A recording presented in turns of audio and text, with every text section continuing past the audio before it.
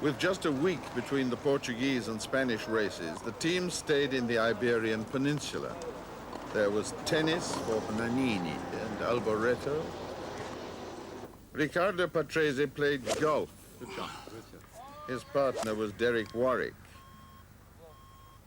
And in the swimming pool, there were no holds barred, as Stefan Johansson discovered. The serious business began at the slender little track of Jerez, where overtaking is almost as hard as at Monaco. While Piquet earned his fourth pole position of the season, things weren't going at all well for Nigel Mansell. Nothing new in that. In the closing minutes of qualifying, he hovered between two available cars and earned himself a $3,000 fine for abandoning one of them at the weighing point in his haste to get to the other.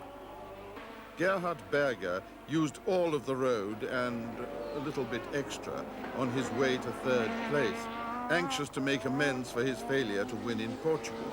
And Ferrari progress was underlined by Michele Alboreto joining him on the second row. And there was a new car on the grid. A young Italian, Nicola Larini, qualified at his second attempt in the normally aspirated Coloni 4. Although this was Spain, Nigel Mansell's loyal fans were at hand. The local talent had only Adrian Campos to cheer on.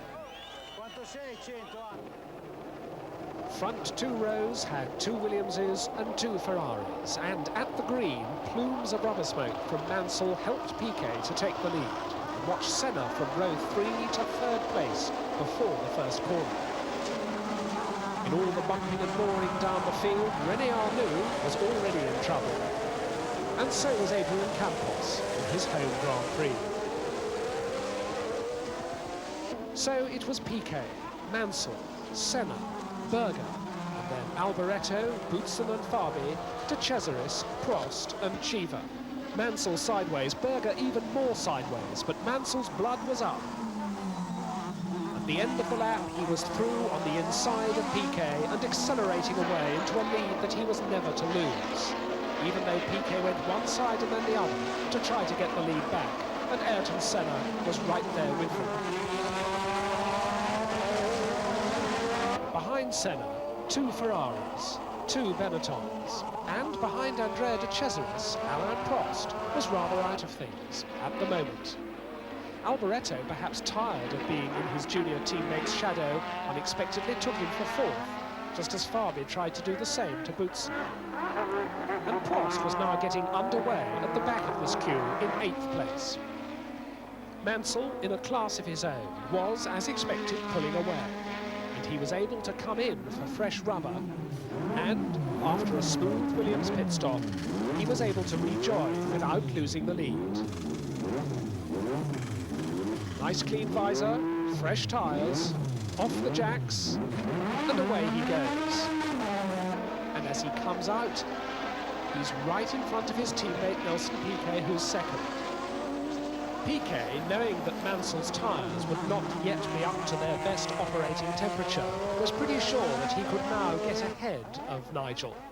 But Nigel, of course, had other ideas. Although he knew that Piquet himself would have to stop soon, he wasn't about to let his teammate by. And he was able to keep the door firmly shut until his tyres were warmed up again and he could pull away. Behind Senna, Berger wanted his 4th place back, and Prost, now 6th, seized his chance to profit from their inter-team squabble and take a tighter line than either of them expected. So now the Professor was 4th.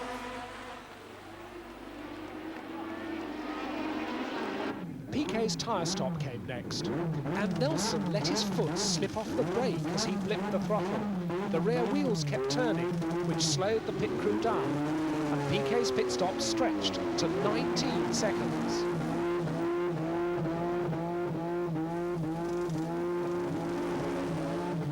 Finally it was done, and as he rejoined, Senna and Prost came by. And Piquet had to chop across in front of Berger to take 4th ahead of the two Ferraris. He disposed of Prost on the pit straight, but missed his braking point as a result. That produced a nice, neat 180-degree pirouette.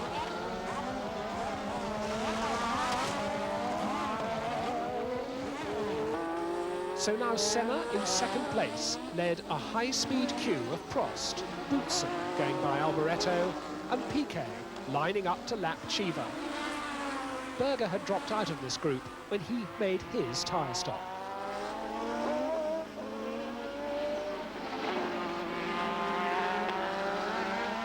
For Nigel Mansell, this was another copybook drive.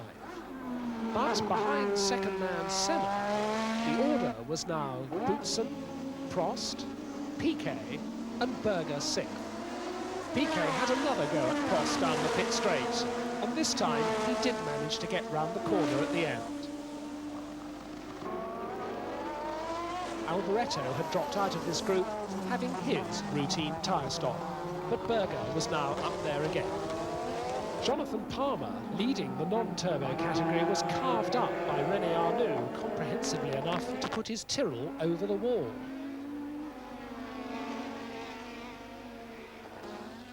And now Piquet passed Boutsen for third. Berger had passed Prost for fifth. Chiva, a lap down, was keeping them all in sight. But could Piquet dislodge his fellow Brazilian from second place? Senna once again was running the full distance without a pit stop, and his tyres were by now well worn.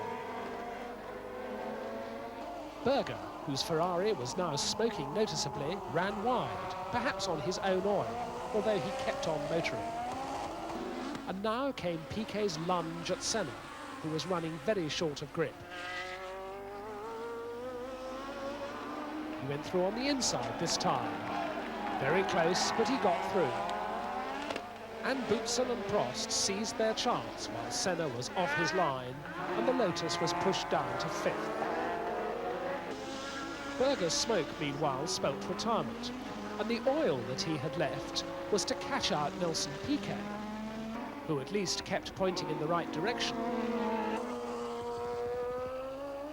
And it caught out Thierry Boutsen, who didn't. There was no grip in that gravel, and his race was over. Piquet needed a pit stop to clean mud and grass from his air intakes.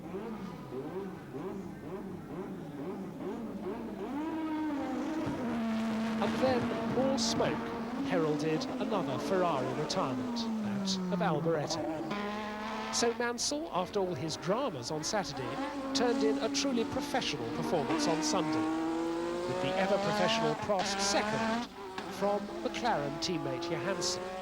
And once more Nelson Piquet, after all his problems, scored championship points with a fourth place.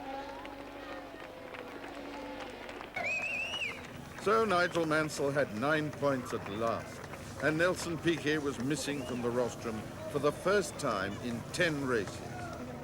With 3 races to go, and with Piquet only able to count his best 11 scores, the title was still within Mansell's reach.